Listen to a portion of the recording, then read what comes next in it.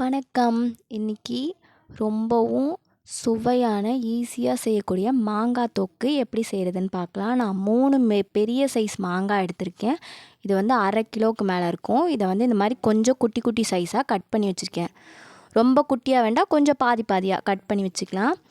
அடுத்தது இதை வந்து இந்த மாதிரி ஒரு சீவலில் வச்சு நல்லா சீவி எடுத்துக்கணும்.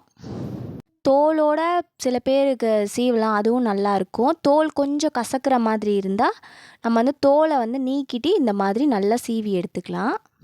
இந்த மாதிரி கொஞ்சம் நல்ல பூவாக இருந்தால் தான் ஊறுகாய் வந்து ரொம்ப டேஸ்ட்டாக வரும் தொக்கு. அடுத்ததாக இதில் வந்து நான் 2 டேபிள் ஸ்பூன் வந்து உப்பு சேர்க்குறேன். உப்பு எதுக்காகனா, மாங்காயில் வந்து உப்பு நல்லா போட்டு நம்ம கலந்து விட்டோம்னா மாங்காயிலேருந்து லைட்டாக தண்ணி விடும். அதுக்கு தான். அது மட்டும் இல்லாமல் ரொம்ப நாள் வந்து கெட்டு போகாமலும் இருக்கும். நல்லா உப்பு போட்டுட்டு நல்லா கலந்து விட்டுக்கணும்.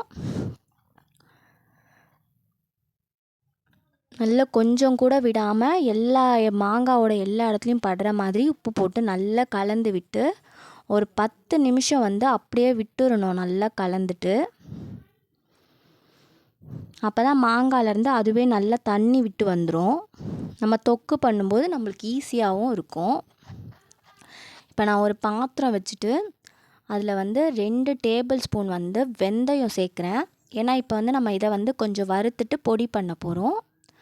2 டேபிள் ஸ்பூன் வந்து வெந்தயம் சேர்த்துட்டு அடுப்பை வந்து சிம்லேயே வச்சு தான் வறுக்கணும், இல்லைனா கரிஞ்சிடும். கொஞ்சம் நல்லா பொரியுது பார்த்திங்களா, அந்த பொரியிற ஸ்டேஜில் அடுப்பை ஆஃப் பண்ணிவிட்டு வேறு ஒரு பாத்திரத்தில் போட்டு வச்சுக்கணும். அடுத்ததாக நான் நல்லெண்ணெய் போட்டு தான் இந்த தொக்கு தாளிக்க போகிறேன். நான் வந்து 50 mlலேருந்து 100 ml வந்து நல்லெண்ணெய் எடுத்திருக்கேன். தொக்குக்கு ஏற்ற மாதிரி கன்சிஸ்டன்சியில் நம்ம எண்ணெய் சேர்த்துக்கலாம். இப்போ வந்து தாளிக்கிறதுக்கு 1 டேபிள் ஸ்பூன் வந்து கடுகு, கொஞ்சோண்டு ஒரு 1/4 டேபிள் ஸ்பூன் வந்து வெந்தயம் சேர்த்துருக்கேன். கடுகும் வெந்தயமும் நல்லெண்ணெய்னா நல்ல வாசம் வரும். பொரியும் போதே தொக்கும் செம்ம டேஸ்ட்டாக இருக்கும். அடுத்ததாக ஒரு கைப்பிடி அளவுக்கு கருவேப்பிலை சேர்த்துக்கிறேன். அடுத்ததாக கொஞ்சோண்டு பெருங்காயம், தொக்குக்கு தேவையான அளவுக்கு. இதெல்லாம் பண்ணும்போது அடுப்பு சிம்மில் தான் இருக்கணும், பெருசாக வச்சிடக்கூடாது, அப்புறமேட்டா கரிஞ்ச ஸ்மெல் வந்துடும். அடுப்பு சிம்லேயே இருக்கணும். அடுத்ததாக இப்போ வந்து மாங்காய் வந்து இதில் சேர்த்துக்கலாம்.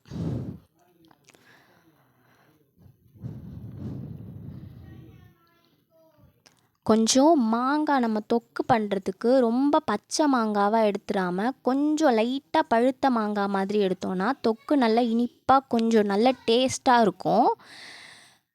இல்லைனா பச்சை மாங்காய் மாதிரி எடுத்தால் கொஞ்சம் வந்து ஊறுகாய் மாதிரி ஃபீல் கொடுக்கும். நம்ம வந்து பழுத்த மாதிரி எடுத்தால் இனிப்பு டேஸ்ட்டோட கொஞ்சம் தொக்கு நல்லா டேஸ்ட்டாக இருக்கும்.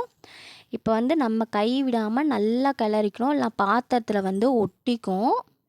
அதனால் இந்த ஸ்டேஜில் கொஞ்சம் எண்ணெயில் நல்லா இதுவாகிற மாதிரி தொக்கை மாங்காய் போட்டு நல்லா வதக்கிக்கணும். அடுத்ததாக ஒரு சின்ன பிஞ்ச் அளவுக்கு மஞ்சத்தூள் சேர்த்துருக்கேன்.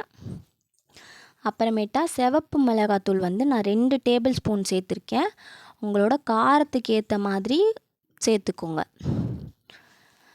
நான் சேர்த்த இந்த 2 பெரிய டேபிள் ஸ்பூனே கரெக்டாக இருக்கும் ரெட் சில்லி பவுடர். நான் வந்து 1/2 கிலோவுக்கு மேலே இருக்கும் நான் எடுத்திருக்க மாங்காய். இப்போ வந்து இந்த மிளகாத்தூள் வந்து மாங்காயில் எல்லா இடமும் படுற அளவுக்கு நல்லா வதக்கிக்கணும், கைவிடாமல் வதக்கிக்கணும். நல்லா கைவிடாமல் வதக்கிட்டே இருந்தால் தான் நல்லாயிருக்கும், இல்லைனா அடி பிடிச்சிரும். நல்லா வதக்கி விட்டுட்டு இப்போ பாருங்கள், நல்லா வதக்கிட்டு ஒரு 2 நிமிஷத்துக்குள்ளேயே நல்ல கலர் மாறுறது தெரியும்.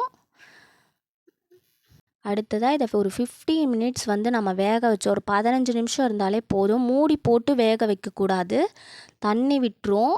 ஓப்பன் பாத்திரத்துலேயே தான் வேக வைக்கணும். நல்ல ஒரு 15 நிமிஷத்தில் மாங்காய் நல்லா வெந்து சூப்பராக எண்ணெய் பிரிஞ்சு ரெடி ஆகிடுச்சு பாருங்கள். இந்த ஸ்டேஜில் நான் வந்து ஒரு பெரிய டேபிள் ஸ்பூன் அளவுக்கு நாட்டு சர்க்கரை சேர்த்துருக்கேன். நீங்கள் கெட்டியான வெள்ளைப்பாகும் சேர்த்துக்கலாம். இது வந்து தொக்குக்கு ஒரு மாதிரி நல்ல இனிப்பு ஃப்ளேவரில் சூப்பராக இருக்கும். இந்த தொக்கில் காரம், இனிப்பு, புளிப்பு எல்லாமே கலந்து சாப்பாட்டுக்கு வச்சு சாப்பிடும்போது சூப்பராக இருக்கும். இதை வந்து நல்லா சூடு ஆறுனதுக்கு அப்புறமேட்டா ஸ்டோர் பண்ணி வச்சா 1 மாதம் வரைக்கும் கூட நல்லா இருக்கும், ஃப்ரிட்ஜில் எடுத்து வச்சுருந்தா. நல்லா வதக்கிட்டு நான் இப்போ வெந்தயம் வந்து இப்போ இது பண்ணி வச்சுருந்தால அதை வந்து பொடி பண்ணி வச்சுருக்கேன், வறுத்து வச்சுருந்ததை. இப்போ அதை வந்து இதில் சேர்த்துக்கலாம். இதை வந்து கடைசியாக வந்து தொக்கு இறக்குற ஸ்டேஜில் போட்டுட்டு நல்லா கிளறிட்டு ரொம்ப நேரம் விடக்கூடாது. ஒரு 5 நிமிஷத்துலேயே இதை வந்து எடுத்துடணும், இல்லைனா கசப்பு வந்துடும்.